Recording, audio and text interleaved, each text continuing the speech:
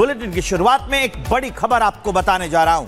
अच्छा, मोदी इंडिया की रियासती पॉलिसी पे काम कर रहा है, थोड़े से सख्ती से कर रहा है, लेकिन उनकी पॉलिसी है ही यही। प्रधानमंत्री नरेंद्र मोदी नीदरलैंड्स में भारतीय समुदाय के लोगों को संबोधित कर रहे थे।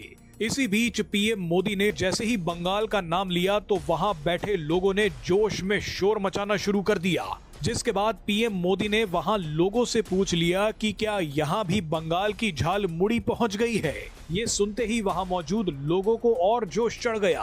तो मोदी ने दौरा कर लिया, किस तरह से देख रहे हैं इस दौरे को और इस दौरे का असल मकसद क्या था? बड़ा हंगामी दौरा था जी, बड़ा हंगामी दौरा। इसी बीच एक शख्स ने अचानक चिल्लाकर कुछ ऐसा कह दिया जिसे सुनकर पीएम मोदी बोलते बोलते चुप हो गए।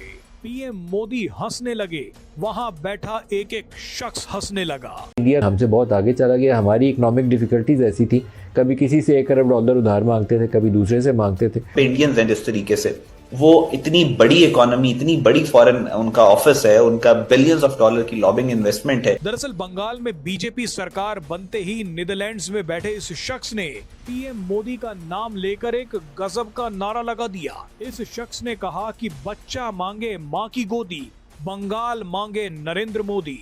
इसके बाद जो हुआ और पीएम मोदी ने जो रिएक्शन दिया वो आप अब इस वीडियो में देखिए।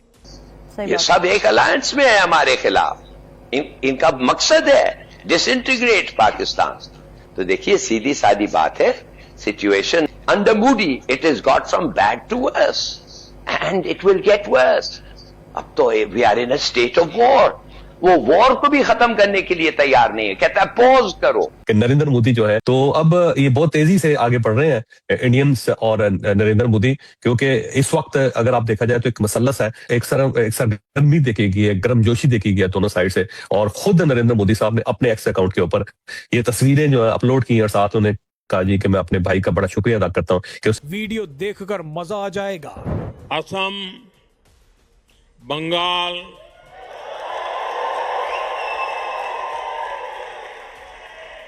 क्या झालमुड़ी यहां भी पहुंच गई?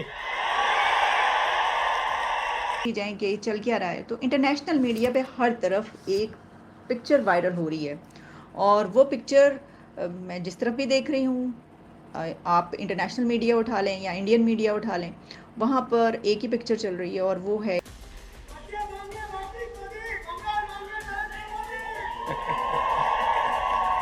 पाकिस्तान के अंदर। नाज़रीन हो ये रहा है कि क्या रोला पड़ा हुआ है। मेरे ख्याल में एक दफा फिर नाज़रीन वो रबड़ लें, रेजर लें, साफ कर दें, जो लिखना चाहते लिख दें, और पीछे बचा क्या है।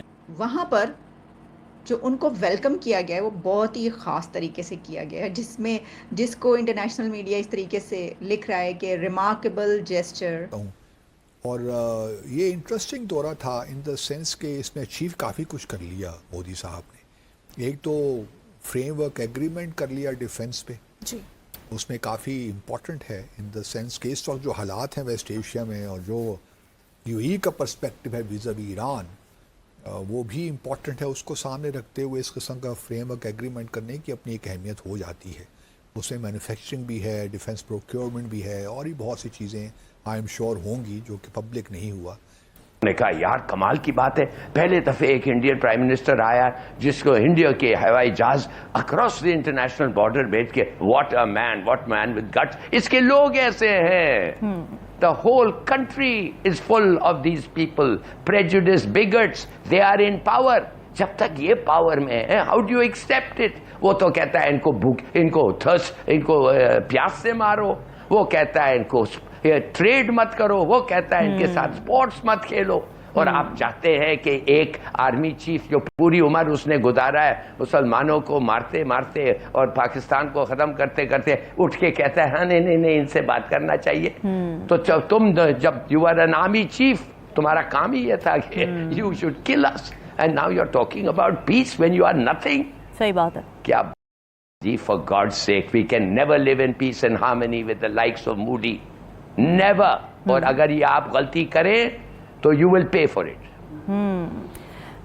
फिर मैंने वीडियो मुझे देखनी पड़ी, मैंने जब तस्वीर देखी, क्योंकि समटाइम्स होता ही है कि आप जब ऐसी तस्वीरें कभी फेक भी होती हैं, काफ़ी इस तरह की पिक्चर्स या खबरें जो है वो पता चलता है कि नहीं ये गलत था, ऐसा कुछ नहीं था।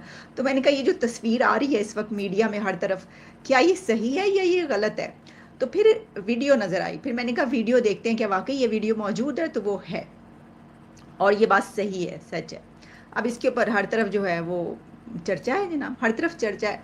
देखिए बात ये होती है कि जब आप ताकतवर होते हैं, आप दौलतमंद होते हैं, आपका इन्फ्लुएंस होता है, तो पूरी दुनिया आपको सलाम करती है। इसमें ऐसी क्या बड़ी बात है, कोई ऐसी बात नहीं है। लेकिन वैसे भी अगर हम इसको दूसरी तरीके से देखें तो ये उनको मालूम है, ये बहुत अच्छी तरीके से मालूम है कि वहाँ पर इंडिया में इसको बहुत एक अच्छा जेस्चर समझा जाता है, या उनका तो सलाम करने का, नमस्ते करने का उनका तो तरीका ही है। तो उन्होंने असल में ये उनका वे अडॉप्ट किया है वेलकम करने का। हम इसको ये इस तरीके से भी देख सकते हैं कि आप जब किसी मेहमान को वेलकम करते हैं अपने कंट्री में, तो आप उसको ज़्यादा वार्मली वेलकम करने के लिए कोशिश करते हैं कि जो उसकी पसंद है या जैसे उसका रहन सहन है उस तरीके से करें। तो ये उन्होंने किया है। तो अब इसको जो है वो चर्चा हो रहा है पूरी दुनिया में, इसकी तस्वीरें वायरल हो रही हैं। चलें जी, इसमें एक तो ये बात, लेकिन फिर इसकी क्या इम्पोर्टेंस है इस दौरे की, वो भी बड़ी अहम बात है। ये तो अपनी जगह पर कि उन्होंने उसको किया। देखें अगर इसमें एक और एलिमेंट देखा जाए तो वो ये इसलिए भी उन्होंने इस जेस्चर को देना बेहतर समझा कि वो ये जानते हैं कि वो एक बड़ी ताकत है जो कि उनके वहाँ पर आइलैंड पर पहुँची है कंट्री में, और वहाँ।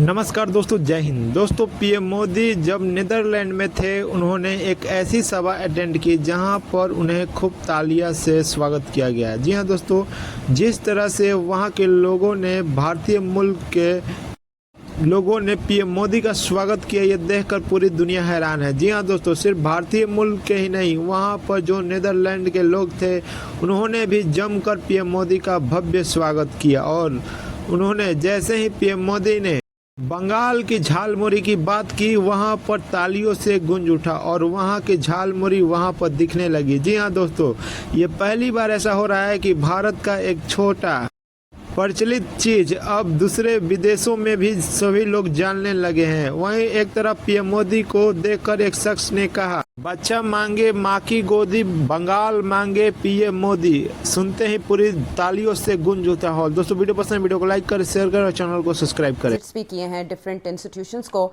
और उसके बाद साबिक इंडियन आर्मी चीफ मनोज निर्वाणे, उन्होंने भी ऐसे ख्यालात का प्रचार किया।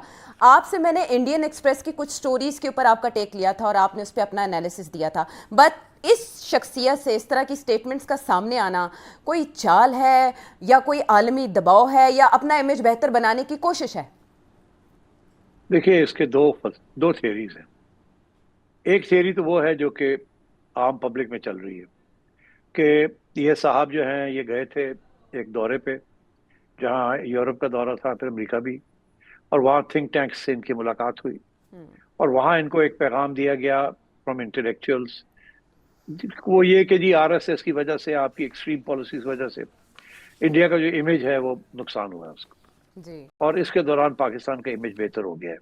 और आप जो हार्ड लाइन हिंदुत्व पॉलिटिक्स करते हैं और एंटी पाकिस्तान पॉलिटिक्स